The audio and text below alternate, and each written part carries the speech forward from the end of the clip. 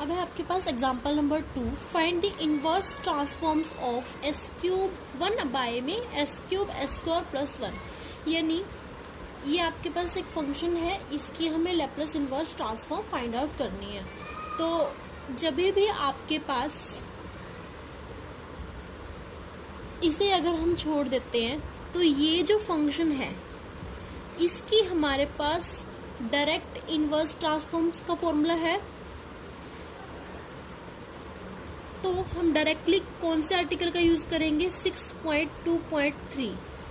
देखिए, अगर जैसे साथ में एस क्यूब हो, एस स्क्वायर हो, एस के पावर में कुछ भी हो, डिनोमिनेटर में हो चाहे न्यूमरेटर में हो, और साथ में कोई ऐसा फंक्शन पड़ा है कि जिसकी हम डायरेक्ट इनवर्स ट्रांसफॉर्म निकाल सकते हैं, तो हम ये वाला आर्टिकल यूज करेंगे। क्योंकि हमारे पास इस आर्टिकल के अकॉर्डिंग जब हमारे पास इसकी ट्रांसफॉर्म होती है तो हम जो ये अगर ये डिवाइड में होता है ना, डिनोमिनेटर में होता है, तब हम क्या करते हैं? इंटीग्रेशन। जितनी पावर होती है उतनी बार हम उसका क्या करते हैं? इंटीग्रेशन। पहले इसको फाइंड आउट करते हैं, इसके लैप्लास ट्रांसफॉर्म निकालते हैं, इनवर्स लैप्लास ट्रांसफॉर्म।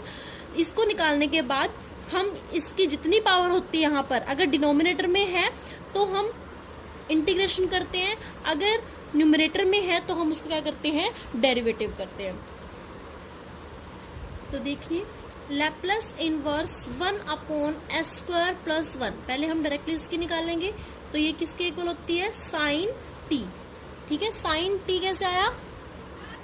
क्योंकि आपके पास एक फॉर्मूला है Laplace inverse 1/s² + a² = 1/a sin at। अब a का स्क्वायर यानी 1 का स्क्वायर, और a की वैल्यू कितनी हुई? 1, तो 1/1 यानी 1/a होता है तो 1/1 हो गया। sin at यानी sin 1t, तो क्या वैल्यू आई आपके पास? sin t। अब बस क्योंकि हमारे पास एस क्यूब डिनोमिनेटर में है तो हम क्या करेंगे? इंटीग्रेशन करेंगे इसका 3 टाइम। तो देखिए, लिखेंगे लैप्लास इनवर्स पूरा फंक्शन 1 में s³ s² + 1 = integration 0 to t integration 0 to t integration 0 to t। ठीक है, और यहाँ पर क्या होगा आपके पास? Sine T. साइन टी कैसे? जो भी आपके पास यहाँ पर वैल्यू आती है उसी को हम यहाँ पर लिखते हैं। देखिए, इस आर्टिकल के according Laplace inverse fs/s = 0 to t integral 0 to t ft dt। ठीक है, यानी कि लैप्लास इनवर्स fs, ये है आपके पास fs बाय में s = s है तो एक इंटीग्रेशन, अगर हमारे पास क्यूब है तो 3 टाइम इसका इंटीग्रेशन करेंगे, और क्या होगा आपके पास? Function f of t dt। तो f of t क्या है आपके पास? जो हमें वैल्यू निकालनी है वो, तो sin t dt। तो अब सिंपली इसका इंटीग्रेशन करेंगे। पहले ये वाला इंटीग्रेशन सॉल्व करेंगे। sin t का integration -cos t,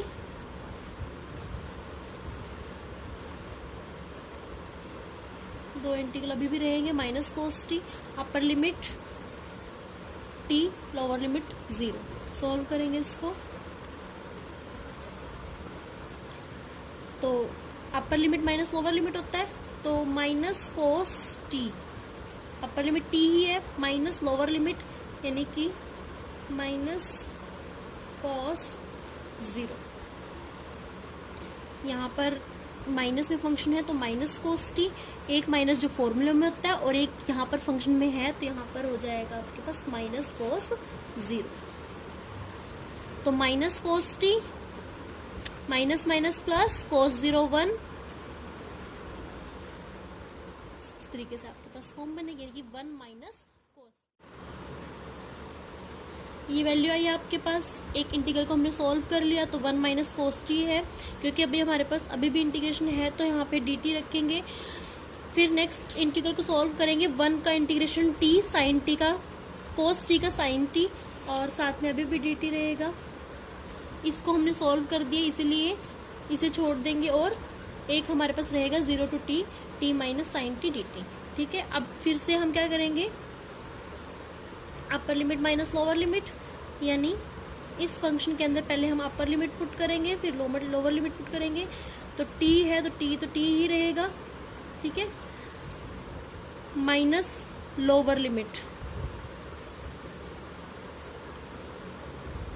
0 minus sine 0, और साइन 0 कितना होता है 0, तो t minus sine t minus 0 minus 0 0,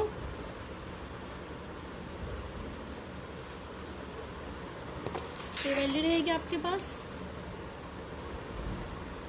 अब हम फिर से इसका इंटीग्रेशन करेंगे। t का integration t square by 2, sine t का इंटीग्रेशन गेन माइनस कोस टी, यहाँ पर माइनस है तो minus minus plus cos t, upper limit minus lower limit करेंगे अब, तो ऐसे ही रहेगा ये t square by 2 plus cos t minus lower limit 0 को पुट करेंगे, 0 बाय 2 0 प्लस कोस 0 1,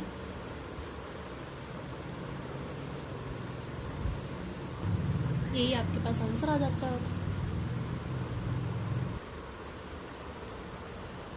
अब हम थर्ड एग्जांपल करते हैं, find the inverse transform of log 1 plus S by S. देखिए अब आपके पास जैसे हमने 6.2.3 आर्टिकल लगाया था कि अगर आपके पास डिनोमिनेटर में या फिर न्यूमरेटर में एस है और साथ में जो भी फंक्शन आपके पास बचता है अगर उसकी हमारे पास डायरेक्ट इनवर्स ट्रांसफॉर्म पड़ी हो तो हम कौन सा आर्टिकल लगाते हैं 6.2.3, लेकिन यहाँ पर ऐसा नहीं है, तो यहाँ पर जो हमारे पास आर्टिकल लगेगा वो हमारे पास लगेगा 6.2.4, it is Laplace inverse minus d by ds f of s is equals to t f t।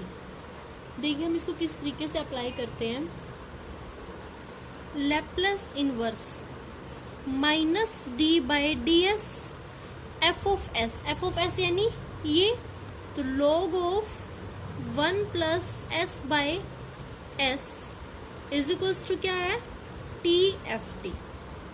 अब इसका डेरिवेटिव हमारे पास है, यानी कि इसका डेरिवेटिव हम कर सकते हैं, तो इसका डेरिवेटिव करेंगे Laplace inverse minus D by D T, sorry ये s में है तो यहाँ पर s होगा, डेरिवेटिव करेंगे हम इसका log x का डेरिवेटिव क्या होता है 1 बाई एक्स, इसको हम मानेंगे पहले तो x, तो 1 बाई एक्स यानी 1 बाय में 1 प्लस s बाय s, 1 के बाय में होगा ये, तो जैसे ही 1 के बाय में होगा तो ये जो डिनोमिनेटर में वो ऊपर आ जाएगा और जो न्यूमरेटर में है वो नीचे आ जाएगा।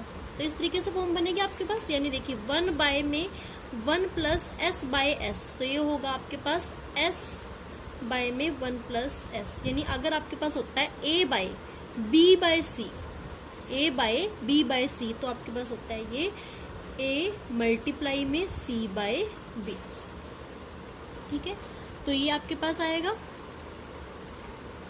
फिर अगेन हमें x का भी करना है क्योंकि x हमारे पास ये x नहीं है, ये है एक 1 प्लस एस बाय एस, तो इसका भी हम डेरिवेटिव करेंगे।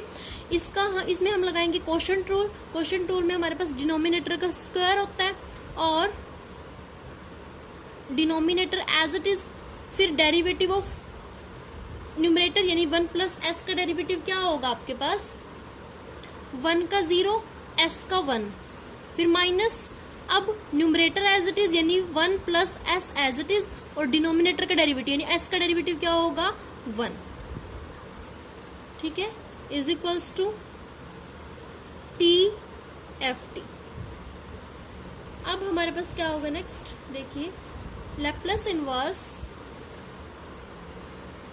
Minus s by 1 plus s, यहाँ पर इसे सॉल्व करेंगे तो s 1 जा s minus plus minus minus plus minus minus s by में s स्क्वायर, तो s से s कैंसल और यहाँ से एक s से एक s कैंसल, तो यहाँ पर क्या होगा आपके पास Laplace inverse minus 1 by 1 plus s, minus 1 था यहाँ पर और ये एक माइनस आगे है तो ये हो जाएगा प्लस 1, और बाय में s है क्योंकि एक s से एक s कैंसिल हुआ तो अभी भी s है, तो multiply s is equals to t f t,